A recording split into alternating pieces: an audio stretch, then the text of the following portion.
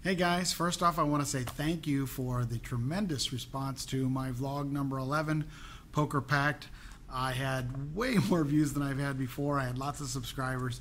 I really appreciate you guys following me and appreciate the fact that you thought it was pretty good. I got you right after.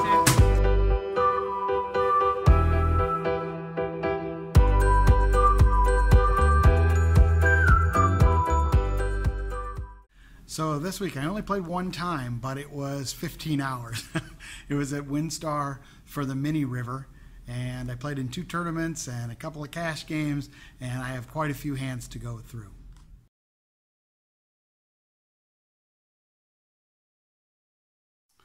Okay, the first tournament was at noon. It was a $340 Survivor. Now, a Survivor is a little bit different at WinStar than some people think. It's not the winner of a table. It's you play down to 20% of the field, and then the tournament's over and everybody gets paid the same amount. In this case, it was $340 entry, and it was $1,500 if you were one of the survivors. So in this first hand, I have King of Clubs, Queen of Hearts in the cutoff. There's a young, aggressive player who makes it 300. I make the call, and the blinds fold. The flop comes Queen of Spades, 9 of Diamonds, 3 of Clubs. He leads out for 800. I have top pair. I make the call. The turn is the 3 of Hearts. He leads for 1,600. I'm still too good. I make the call. And finally, the river, 8 of Spades. He checks. I check behind. I show my queen, and he mucks, and I take down a nice hand. Okay, next hand, I am in the cutoff with Jack of Diamonds, Queen of Hearts. Blind levels are 1 and 2. There's 2 limpers for 200. I raise it to 700. The blinds fold, and both of those players call. The flop comes Ace of Diamonds, Queen of Clubs, 10 of Diamonds, and they both check to me, and I bet 1,000, and they both call again. The turn is a 3 of Diamonds, bringing a 3rd diamond on board. They both check to me, and I check. And finally, the river is the Queen of Diamonds, and the first player bets 6,000. Okay, the next player folds, and now it's to me. And I have a big decision to make. This is a big decision. So I have 17,500 left. There is 11,400 in the pot. I have the 2nd nut diamond. I have a queen blocker for the full house. This is a survivor tournament, though. You don't have to win it. You just got to survive. And that had a huge impact on my decision. I ended up making the fold, and I'm not so sure that was the right decision in a tournament where it was not a survivor. I don't think I ever make that fold. I think that I call every single time. I don't know. What do you think? I'm losing to the King of Diamonds or a flopped set. He doesn't have aces. He doesn't have queens. Could he have 10s? Probably not if he limped in. He could have 3s. More than likely, though, if he's not bluffing, he's got the King of Diamonds. So I don't know. I don't know if this is a good play or not. I kind of regret not calling and seeing what he had. Okay, in this next hand, blinds are 100, 200 with 25 ante. I am under the gun with pocket 8s. I raise to 500. There's a caller. And then a short stack shoves all in for a 3,050. The blinds fold. I make the call, and the other caller folds. He turns over Ace of Clubs, 9 of Diamonds, and we have a race. Unfortunately, an ace flops, and he wins the pot. So after that hand, I went a little bit crazy. I lost 2,000 with Jack 9, and I lost another 2,000 with 4 or 5 of clubs.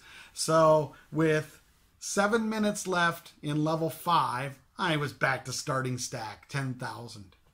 Okay, in this next hand, I'm in the cutoff with pocket aces. I have 11,500, And blinds are 150, 300, and 25 ante.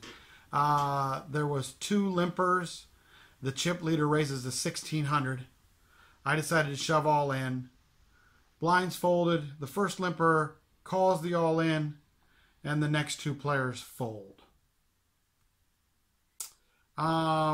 The flop comes a scare. Queen of spades, 9 of spades, 5 of hearts. He has lots of outs. 8 of diamonds gives him more outs. And then the 3 of diamonds, and I was good. This next hand is a perfect example of why tournaments are so difficult. Why you have to play well and you have to run well also. Okay, so blinds are 200, 400 with a 25 ante.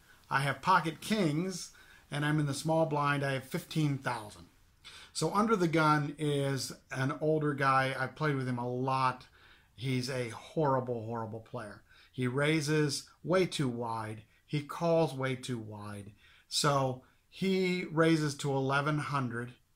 There's a good young player that makes the call, and then it comes back to me. And I have a decision to make that says, I think I have too many chips to shove all in because I want to get value from my pocket kings. So I think a raise is the right play here. So I make it 3,800, and not surprisingly, the old guy calls, but the young guy calls too. So we go to a flop. There's 12,250 in the pot, and the flop comes 5 of diamonds, 7 of clubs, 9 of diamonds. I decide I'm just going to go ahead and shove. So I shove. The old guy absolutely beats me in the pot with a snap call. I say, oh crap, you have a set, right? The young guy folds. And the old guy turns over the fantabulous hand of Queen of Diamonds, 9 of Diamonds. So I guess I want that call. That's what I said. He's a horrible, horrible player. He calls too wide. He raises too wide. This is a survivor tournament. Survive, just survive. And he is calling a bet of 3,800 when he has 11,000 with Queen 9 of Diamonds. So you can probably tell from the way that I'm a little bit bitter that he hit it, of course. There's no waiting. The turn was the 6 of clubs for a straight. The river was the 2 of diamonds, so he hit the flush too. So I was absolutely crippled after this hand. I think I was down to 3,100. But oh my goodness. I guess I want those calls. That's the way you can win tournament. It's if players just punt off their stack to you on really bad plays. But that's why tournaments are hard too. You've got to play well, which I thought I played fine on this, but you've also got to run well. I didn't run so well. So I went out a few hands later when ace-5 went up against ace-9, no improvement, and the ace-9 won. So after I got knocked out, I went to the 2-5 cash table, decided I'd play there for a while, and then go home for dinner. So at the 2-5 cash table, I had these couple of hands. Okay, so I'm playing the 2-5 game at WinStar, and the buy-in is capped at 500. So I was up to about $700, and I get ace of clubs, jack of hearts under the gun. Again, I have about 700. I bet 20. A very, very loose player in the small blind makes the call, and we go to the flop. So the flop is the 8 of hearts, 8 of clubs, 10 of hearts. He checks. I bet 45, and he makes the call. The turn is the ace of hearts. So he checks. I decided to check behind, and the reason I did is because I know he's going to lead out on every single river. I was afraid that if I bet on the turn that he would shut down and fold, but I know he's going to lead on the river every single time. So the river does come, 6 of spades. He leads out for 100. Of course, I snap call, and he snap mucks. So I win that hand. So in the next hand, I'm on the big blind to get pocket queens. I have about 725. It checks all the way around to the button who limps, small blind, limps, and I make it 20, and they both call. So there's $60 to the flop, 3 of us, and the flop comes 9 of hearts, 10 of hearts, 2 of clubs. Small blind checks, I bet 35, and they both call. So the turn, 165 in the pot, is the 3 of hearts, third heart on board. It checks around. I'm not so sure about this play. It's kind of similar to the last hand where I have, an overpair, a good pair. I'm not so sure I should check on this one. Not with 2 players in the hand. If there's 1, I can handle it. 2, probably not a very good idea. Anyhow, the river was the jack of clubs, and it all checked around, and I won the pot. But I am questioning. I think it's a mistake to slow play just a single pair with multiple players in the hand and a 3 flush board. Not so good. Okay, this next hand's a beauty. I'm under the gun. I decide to straddle to 10. And there are 4 limpers to me, and I have $475, and I look down at pocket kings. So I make it 65, and only the under the gun +1 calls. So there's 175 in the pot, and the flop comes 10, 10, 3. I bet 110, and he thinks about it for a minute, and he makes the call. The turn, another 10. So, boy, I hemmed and hawed and thought about it and decided, what am I going to do? I have $300 left. And the pot's already, golly, what is it, $395. But what is he calling with there? I suppose he could have a pair. He doesn't have aces, kings, queens, probably not even jacks, because he probably would have raised, not limped with those. He could have 10s, 9s. He could have a 10, 9s, 8s, things like that. But mostly, gosh, he probably got 10s. Anyhow, I decided to shove. He insta calls because he does have the 4th 10. He's got ace 10, and I lost my entire stack. Ugh. Help me on this one. I think I probably could have played this a little better. Even if I decide to check my kings, then I could make a decision later. But when he calls the first bet, I don't know. What else could he have? I suppose he could have one of those pairs and I could win. Okay, so it's getting like, I don't know, 6:30 or so. I told my wife I'd go home and meet her for dinner. And then I found they had a 7 o'clock tournament. So I texted my wife and said, hey, do you mind if I play in this other tournament? And she's awesome. She always supports me in playing poker and doesn't get mad at me and stuff like that. So she said, go ahead and play and win some money. So I end up playing one more cash hand. I'm in middle position with Queen of Hearts, 10 of Hearts. I have about $405. Somebody raised to $15 early, and it ended up being 6 of us at 15. So the flop, there's $90 in the pot, and the flop came Queen of Clubs, 10 of Spades, 7 of Hearts. Check to me. I bet 35. I got 1 caller, and then a guy raised to 105. Came back to me. I really don't have that much more money. I shoved for a total of 390. The guy behind me who had called, he folded quickly, and the guy who raised goes in the tank, hemming and hawing and figuring out what to do, and eventually he makes the call. So the board runs out. 9 of diamonds, 2 of hearts.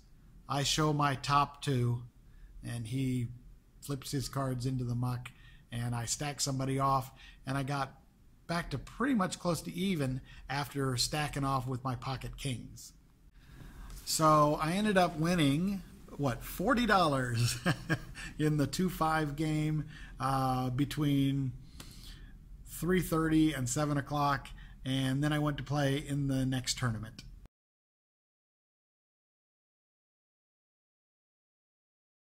So in this hand, I have ace queen, under the gun +1.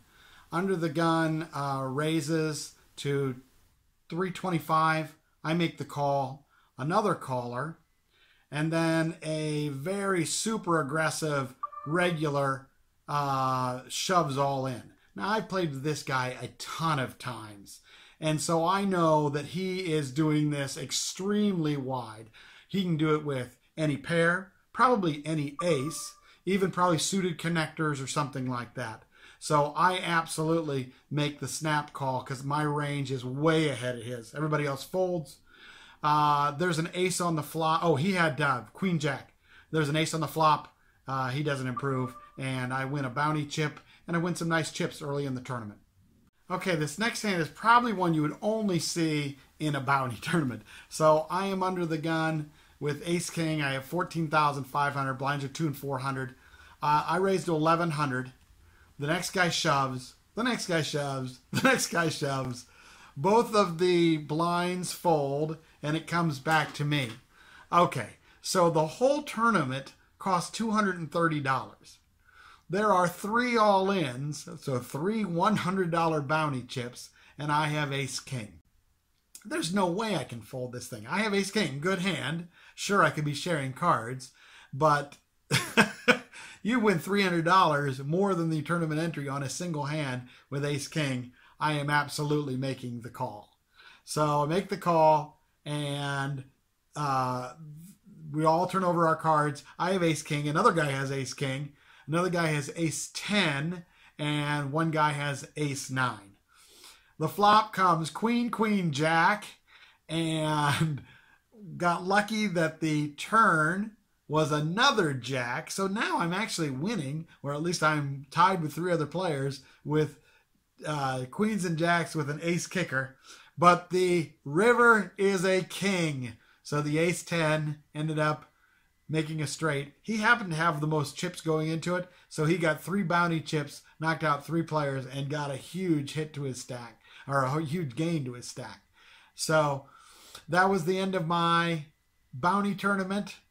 I would do it that way again every single time. So I can't quit after getting knocked out of the other tournament, so I decided to play some more cash. So I signed up for the 2-5 game. There was a little bit of a list, so I played 1-3 for while I was waiting. I won $100 in about 30 minutes, and then they called me for the 2-5 game.